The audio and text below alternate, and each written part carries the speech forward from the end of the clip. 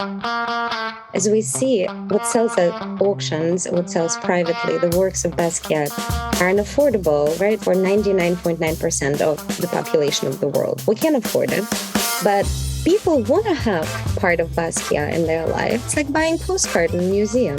It could be meaningful, and it is meaningful. Hi, I'm Andrew Goldstein, and this is The Art Angle, a podcast from Artnet News where the art world meets the real world, bringing each week's biggest story down to earth. Today, Jean-Michel Basquiat is unquestionably one of the most recognizable and beloved artists on the planet. A native New Yorker of Haitian and Puerto Rican descent, Basquiat first attracted attention as a teenage graffiti writer in the late 1970s before rapidly transitioning into the role of international sensation in the newly glamorous, increasingly global gallery circuit of the 1980s. Although the main draw was his inimitable artistic approach, an instantly recognizable style merging cryptic symbology with antic expressionistic figures, Basquiat quickly became a downtown celebrity of the first order, walking the runway, collaborating with musicians, and famously dating Madonna. Tragically, Basquiat died from an overdose at age 27. His short artistic career makes it all the more remarkable that his work and his visage seem to be everywhere in the 21st century. Of course, I'm not just talking about his actual paintings, which reliably sell up to $100 million at auction. Licensed reproductions of Basquiat's work now fuel a wide range of products and branding opportunities, from affordable t-shirts and keychains to an unprecedented collaboration with the NBA's Brooklyn Nets, resulting in a Basquiat-inspired home court design and team uniform. But as licensing has become a lucrative revenue stream for contemporary artists and estates, it has also intensified age-old criticisms about the corrosive powers of commercialization on creative integrity. The approach taken by the Basquiat estate has made Jean-Michel's work one of the focal points in this tension, especially after the opening of King Pleasure, a major exhibition about the artist's life and work now on view in Manhattan. To sort through this tangled web, Artnet News art business editor Tim Schneider spoke to market guru Katja Kazakina about her recent report into Basquiat and the increasingly big business of artwork licensing. Take a listen. Katja Kazakina, thanks for coming back on The Art Angle. I'm so glad to be here, Tim. Before we get into the other questions, I actually just want to ask you something off the cuff, which is that we're in the middle of this 2-week New York auction week, and there's a bunch of Basquiat lots that didn't happen, and then there are some that are coming up next week that are supposed to happen, and you wrote this piece on Basquiat licensing. Do you ever feel like your life is just an immersive Jean-Michel Basquiat exhibition? Yes. It's life imitating art, art imitating life. I am immersed into the biography of Basquiat, which I actually quoted in the story that we're going to discuss. So it's exciting to see so much happening. And in fact, having 2 exhibitions in New York right now of Jean-Michel Basquiat's work puts into really interesting context what's coming up at auction. For now, let's focus on this really fascinating piece that you wrote about licensing and the Basquiat estate and all these kinds of things. So the piece centers on specifically the licensing and merchandising around this Jean-Michel Basquiat exhibition called King Pleasure. Can you just tell us what King Pleasure is and why it's different from the dozens and dozens of other Basquiat shows that have been done before? The main difference is that King Pleasure is organized by the family of Jean-Michel Basquiat. His younger sisters, Lisanne Basquiat and Janine Harvaux, put together more than 190 original works, a lot of them paintings, as well as all kinds of ephemera, things that were in his studio. They reconstructed his studio as it was on Great Jones Street. It's kind of like immersive Basquiat in a way, but all of the works there are original, and a lot of them have never been seen on public view. So it's a very special kind of moment. Right. So it's very much a kind of full picture of who Basquiat is from the people who knew him best. But then you get through all of this really amazing biographical, personal, and artistic material, and then there's also a gift shop, which is full of merchandise blessed by the estate. Can you just give us a sense of what types of products are on offer there and like what kind of price ranges we're talking about for them? What isn't on offer there? It's like everything and anything from candles and t-shirts and hoodies and shorts and books and dog coats and AirPod cases. I don't think there's an umbrella, but there's like skateboards. There's an alpaca blanket. I mean, there's a Coach purse, and there are postcards, of course. There are like figurines. There's something for your child and something for your dog and something for your husband. And I kind of wanted to buy a lot of things in there. Well, and you specifically asked, I think, if I'm remembering this correctly, about the Basquiat Barbie. Oh my God, don't get me started. But they didn't have it though, right? They did not have the Basquiat Barbie, but guess who has it? I don't know who. Me. I have the Basquiat Barbie. Okay, Tim, so just take a step back about this whole question of licensing, right? About a year ago, I started noticing on Instagram just people actually complaining about all these different things that the state is doing with licensing. And one of the first things that I noticed was Basquiat Barbie, and basically how awful it is that there is such a thing and how it's a commercialization of his legacy and all kinds of comments around it. Right now, I have a 7-year-old daughter. She was 6 years old at the time. She obviously loves Barbies. While I was kind of sympathetic in some way to, and I could understand why people who are sort of purists of Basquiat, where they were coming from, I also thought, wow, like how cool it is to get my daughter Basquiat Barbie. I'm writing about Basquiat. I just wrote about his like $90 million sale at Christie's. Let me get the Basquiat Barbie. And so I went on Amazon and bought it. It was very expensive. It was $90. I didn't tell my husband because I knew he would try to talk me out of it. So the Basquiat Barbie came. She has dreadlocks. She's obviously brown. She wears this pantsuit, which is designed as like a potpourri of different Basquiat imagery. All of it is to say that a few months later, my cousin had her daughter's birthday. And I thought, you know what? I'm going to get her Basquiat Barbie too. So I got her the Basquiat Barbie. And then I thought, you know what?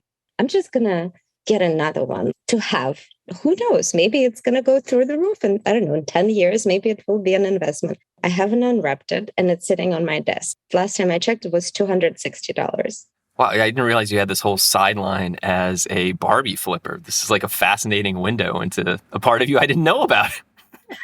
I haven't flipped it yet. It's sitting on my desk. Well, I guess this also reveals that part of the reason that there were no Basquiat Barbies available in the King Pleasure gift shop is because you already have all of them. I cornered the market.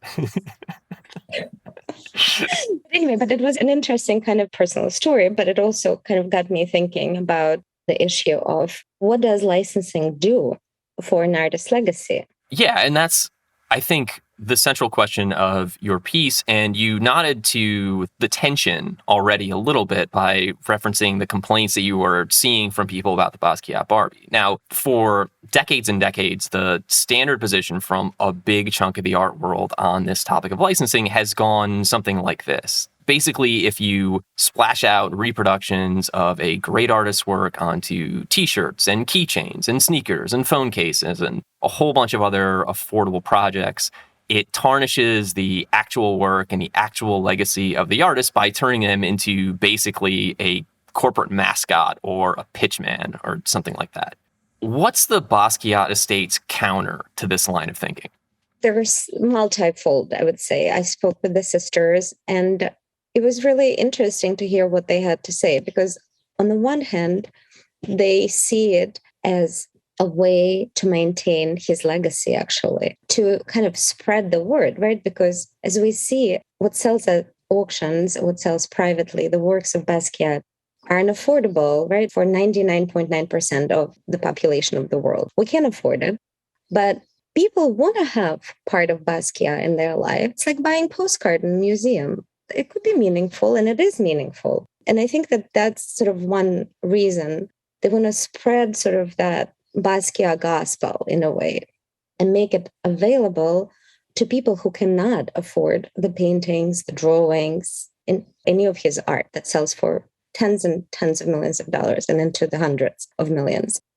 And then there is also the issue that for them to maintain the estate and all the works to put an exhibition like that. Obviously, it costs money. So they're saying, we don't want to sell his works. We don't want to dilute the estate. We don't want to give the works into the hands of dealers or collectors who could resell them or whatever they may end up doing. And so for them to do these licensing deals, which I think are probably quite lucrative on some level. Of course, they're not as lucrative as selling a painting, I'm sure, but it's a way for them to generate money so that they don't have to sell the works.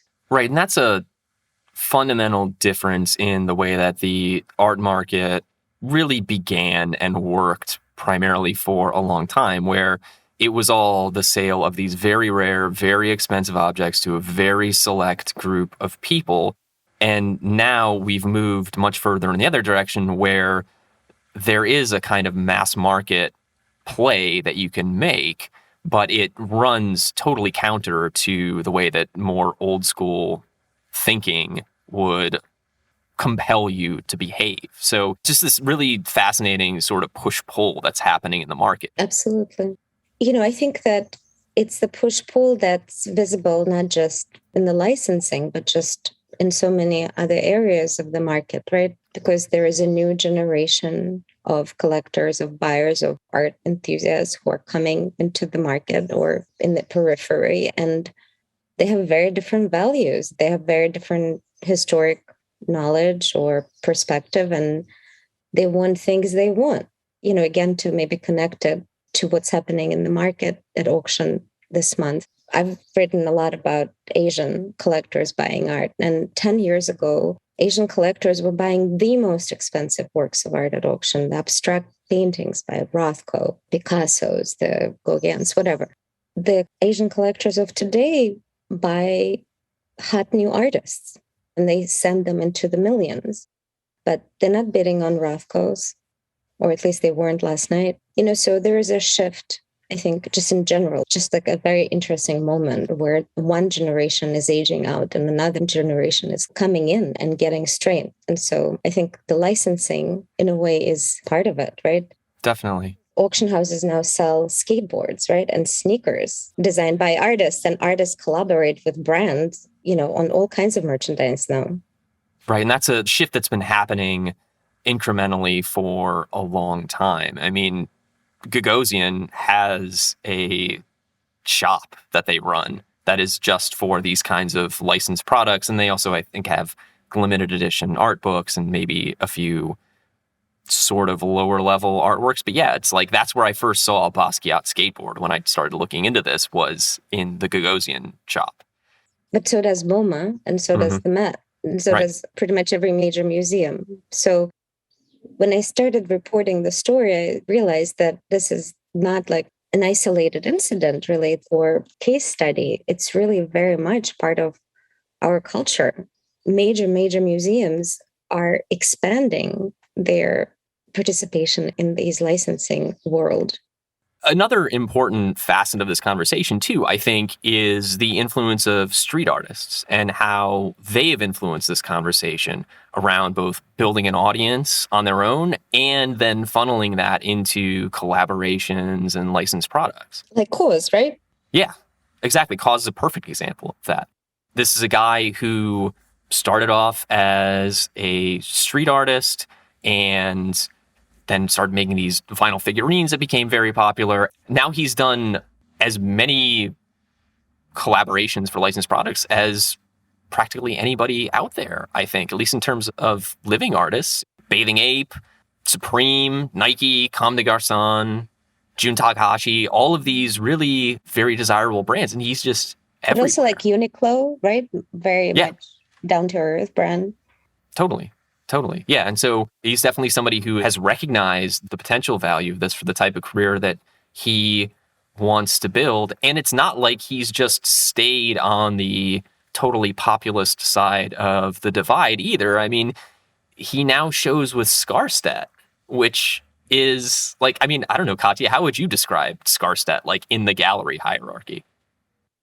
Well, the current show is Francis Bacon, right? So right. 79th Street, like off Madison Avenue between 5th and Madison, next door to Aquavella. So very blue chip. And it's fascinating because there was so much slack, right? The art world really didn't want to embrace him, but they almost couldn't because his following in the world is so massive, precisely because of this collaboration, because of his street cred. And Asia just loves his work. Regular people who know him through objects and products. So it could be really powerful. Totally. And it's an inversion, really, of how this used to work. It used to be that you came up in the proper art world, and then if you were the right kind of artist, you could branch outside to a larger audience through these types of licensing deals or other collaborations or whatever else. Now you can do it the opposite way. It can be an outside-in approach where you start off and you build this wider audience through these types of collaborations partly. And then if you decide, hey, what I really want is to show in a blue chip gallery or have museum exhibitions or whatever else, like you can actually make that transition. It happened. Yeah, right. Right. It's really extraordinary. I want to go back really quickly to another side of this conversation with the Basquiat estate. You mentioned that Jean-Michel's sisters said that part of the reason that they are really leaning into the licensing side of things is that they would much rather do that than have to sell the actual works that the estate owns. Just as a point of clarification, has the estate ever sold works that it owns in the past? Yes. And in fact, one of those sales was fairly recent. In 2018, the estate sold a painting from 1984. It was called Flexible at Phillips. It sold for $45.3 million. And the buyer was billionaire collector David Geffen. And then they've sold smaller, maybe less valuable pieces at the moment. But also they've been working a lot with Phillips. Got it. And are they working with anyone on the licensing side of things, or is it just the estate doing this all on their own? Yes, so the estate is working with David Stark on these licensing deals to help them find appropriate partners. Okay, so this is basically a professional who is geared towards this side of the market, the specialty thing that the estate is working with. And what do you think it says about the way that this whole licensing conversation is evolving, that we're now getting to a point where artists are saying, like, you know what, there's just somebody else that I can work with on this. Maybe I don't need to do everything through my gallery. I think it's just the market, maybe it's becoming more efficient and more businesslike. This is serious money. We're talking about millions of dollars. So it can't be someone who kind of just wings it. They need to work with professionals who know how this is done, who know where these deals are made. Galleries are focused on cultivating artists' careers, on selling art, on building relationships with the museums and foundations, institutions, on promoting artists' work. This is a little bit of a slightly different facet of an artist's career that I think is building out right now, basically as we speak, but it needs a different skill set than a gallery. Don't you think? Yeah, I think that that's absolutely right, because we've just moved beyond this model where the gallery did everything. You need somebody who actually knows about licensing to handle the licensing, because all due respect to, say, I don't know, David Zwirner or Yvonne Worth, whatever, it's like these are not people who are dealing with the vagaries of a good deal for licensing a t-shirt to Uniqlo looks like. But you know what, Tim? I think that it's not inconceivable that as mega galleries expand and add new services and kind of turn into like almost these boutique operations that are beyond the gallery, I can imagine David Zwirner hiring a licensing expert so that they could do this in-house. That's not an inconceivable thing to me, because right now, for example, they work with Artists' Rights Society. And Artists' Rights Society actually has a team that handles licensing. They manage copyright for 122,000 artists worldwide. And their licensing team is 3-4 people, but they focus just on that. And they go to like Las Vegas, to these trade shows with companies like Disney and HBO, and they build these bridges between artists, their estates, and these mega brands. I think you're absolutely right about that too. And so this kind of specialization seems like it would just be natural that eventually we're going to get to a point where, yeah, a gallery has an in-house person who specializes in this precisely because they don't want the artist to have to go anywhere else. Like, as you're saying, it's a service that the gallery can provide. Especially the more lucrative it becomes. Totally. This is not really about the creation of new work. And that's another, I guess, aspect of this, why corporations and brands like to collaborate with artists. It's just great marketing. But for artists, it's a great way to reach much, much wider audience. And if we think that one of the biggest obstacles and challenges of the art market is the scale, then what better than this, right? It's like why auction houses through online sales, they are able to really reach a much broader audience and how they've been building it out. And then once these people are captured as clients on a lower price point level, then they can cultivate them and build them into connoisseurs of whatever. With licensing and with objects, that I think group of people is even larger. I mean, considerably. Anyone can buy, a postcard, right? Or a candle, but then you'll fall in love with the artist. It means something personal to you. It's just about the scale in a way. There is a way in which it is a real sustainability boon for the artists themselves too, because having to create a really good new painting can take a lot of time. And as an artist, you only benefit from selling it the one time. I mean, as we've talked about ad nauseum in other contexts, especially right now, we've got auction week, and you see these works, whether they're by Basquiat or by any number of other artists, they're being sold, and the artist doesn't see any of those resale profits, no matter how high they go. So the artist only makes money when they're selling new work, unless they have these other revenue streams like licensing. Exactly, because they own the copyright to their work and its reproduction and its dissemination. So potentially, even when the work is sold, they can continue to benefit from it, just on the retail side, essentially.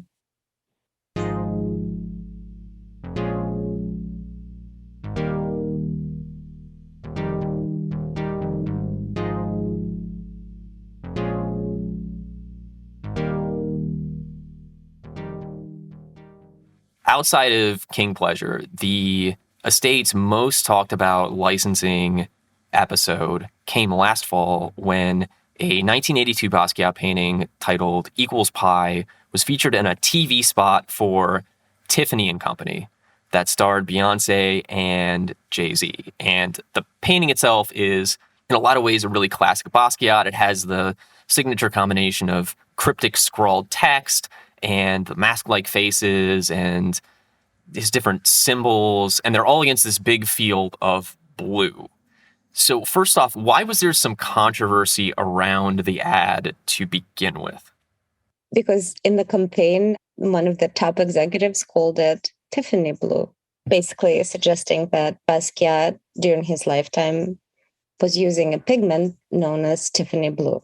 And that made all the people who knew him or people who worked with him, who mixed his paints, who stretched his canvases, really angry. And just so we're doing our journalistic duty here, the Tiffany executive in question was Alexander Arnault, and he told an interviewer that the color blue that Basquiat used so prominently in the painting was, quote, so specific that it has to be some kind of homage, unquote, to Tiffany blue. Yeah, well, they had to take it back. Right. So the people who knew Basquiat very well and worked with him were not particularly happy about that implication. No, they were not happy. And I think that that's the legacy issue, right? I mean, it's just an accuracy issue. But it's so easy, right? It's so easy to misrepresent. It looks like it could be Tiffany blue. Why not? Yeah, and it gets into this gray area where if you're an executive at a major fashion or luxury company, and you're just thinking of the material used in your TV spot as fodder that you paid for, that you can kind of talk about however you want. Like, you're just instrumentalizing it for the company. You can't just like throw off, oh yeah, I'm pretty sure that this was an homage to my company and this iconic color that we've got. It doesn't really work that way. So it really throws everything off balance in terms of just, I think, the respect that artists rightfully want for the work that they do. It's one thing to use the painting that I think the family owns in the ad. And the ad obviously was beautiful and very sexy. And I think it's just like they want to be like so closely associated with this artist, with the artist's legacy, with his work, with his allure, that they kind of went one step too far, not just by having access to the work and aligning the work with the brand, with Tiffany, but actually suggesting that the artist was thinking of the brand in making the work. Exactly. In this case, it just wasn't true. I think that this is part of the reason why this subject is so controversial, because the instances that tend to stick out in people's minds are when things go off the rails like this. The way artists think about it and society thinks about it, licensing and artists, and it is changing in this moment, then there is this tension. Yeah. It's much easier to be able to say all instances of this are bad and we should not do them than it is to really think through the details of it and say, well, maybe there's good versions of this and bad versions of this. And once you start having those conversations, I think it gets more interesting, but it also gets much more complicated. What was very interesting for me to learn in my reporting of this piece is that when I talked to the Warhol Foundation with the Artists' Rights Society about their licensing, but the sisters as well of Basquiat, they say no to a lot more things. And the Warhol Foundation told me some of their most important decisions are about what they're not doing licensing with. So they say no a lot more than they say yes. It's obviously, we just don't see that. I'm sure that there are plenty of ideas that they get that are just out and out terrible, and there's no question. They don't have to hesitate for 2 seconds to be like, no, there's no way we're ever doing this. But I think probably more often than not, it's a longer conversation, and it gets into all these complications of, well, what's going too far? What are the parameters that we can put on this that might allow us to both produce something that will get, in this case, Jean-Michel's legacy out there to more people who wouldn't have access to buying the painting or maybe even going to a museum or a gallery show or whatever else. And how far do you go? Well, for some people, clearly Basquiat Barbie was that line Right. too. Not for me. Right. And I just want to put a little postscript on this whole Tiffany conversation because I didn't know this. I just found it out when I was doing a little background research for this episode. But did you know that Tiffany, after that whole blow up with the actual TV spot, that they made an advent calendar of the same painting? No, I didn't know that. Yeah, they did a limited edition advent calendar. They made 24 wooden boxes with little drawers for items that you would have in a normal advent calendar, but it's basically like a reproduction of the painting, and it cost $150,000. Wow. Yeah. We should find out how many sold. We should. On the day when Warhol's Marilyn portrait was coming up at Christie's, and there was a lot of anticipation and a lot of hype, I would say. Like it would sell for 500 million, 300 million, crazy numbers. And with fees, it sold for $195 million.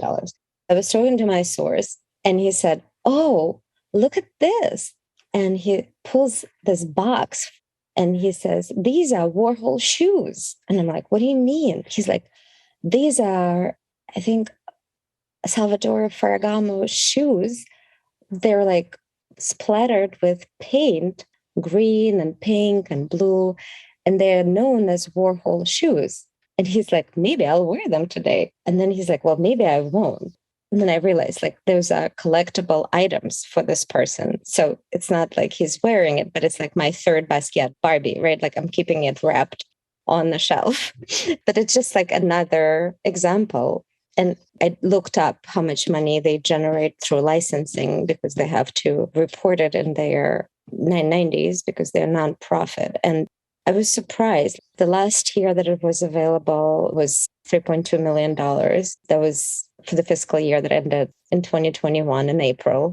And then pre-pandemic, it was $10.7 million. So paintings by Warhol obviously sell for a lot more than the totality of these licensing agreements. Right.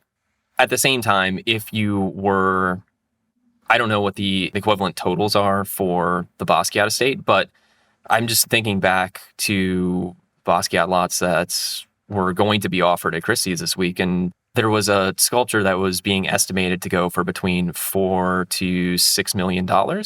So if you're able to, as the estate, do licensing deals for $3.7 million, $10 million, whatever, that is the equivalent to actually selling one of the paintings that you don't want to have to sell. Christie's has been projecting this image of Marilyn onto Rockefeller Center. I'm sure that's a licensing deal or some kind of a copyright deal, right? I would imagine that they would have to get, at the very least, permission from the foundation for that, because as you're saying, just because they have the ability to offer the painting for sale, that doesn't mean that they own the underlying copyright, which is what you need if you're going to broadcast an image of it anywhere. Exactly. And I'm sure it costs a lot of money. Yeah. Speaking of these deals with luxury retailers for products that are going to cost a lot of money, I think that's the other side that's interesting about this. A lot of the resistance to licensing comes from the products that are really for everybody, as you're saying, a postcard, a t-shirt, an iPhone case. But then there's this other tier of fashion collaborations or jewelry collaborations or whatever else. And that's speaking to a very different audience.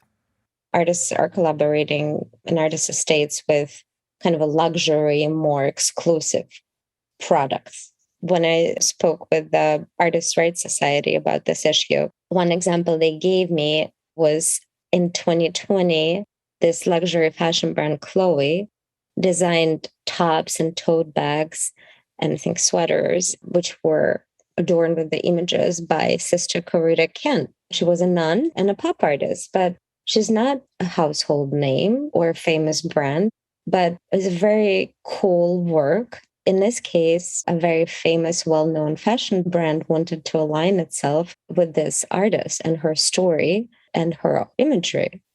So it's not just household names, which I think is very interesting. Or Faith Ringgold, right? An artist with a solo exhibition at the New Museum, which is acclaimed and beloved, right? Many collaborations with brands like Vans. You can buy them at the Museum of Modern Art in their design store. Things like that. Right. And Faith Ringgold, for example, it's elder stateswoman, Black American artist whose work deals with very weighty themes. It's race relations or the sort of civil rights structure of the country or the world, whatever else. That's not somebody that you would immediately think of as being material to do a collab with Vans, but yet it's happening. Exactly. I thought it was really fascinating that it's happening. The artist is not shying away from this collaboration. She's taking part in them. It's a very kind of a nuanced and I think fascinating slice of the art world, especially kind of on the borderline, right? With where art world, which so often is its own cloud in the sky, right? Like very secluded and elitist. That's where it interacts and overlaps with the real world, right? The other thing that this fits into for me, which is an issue that I've spent a lot of time thinking about and have written about a few times, which is the difference between a living artist having the opportunity to work directly on these licensing deals and have then a certain amount of control that they wouldn't if it was just the estate and it's left to the executors to decide what's on one side of the line, what's on the other.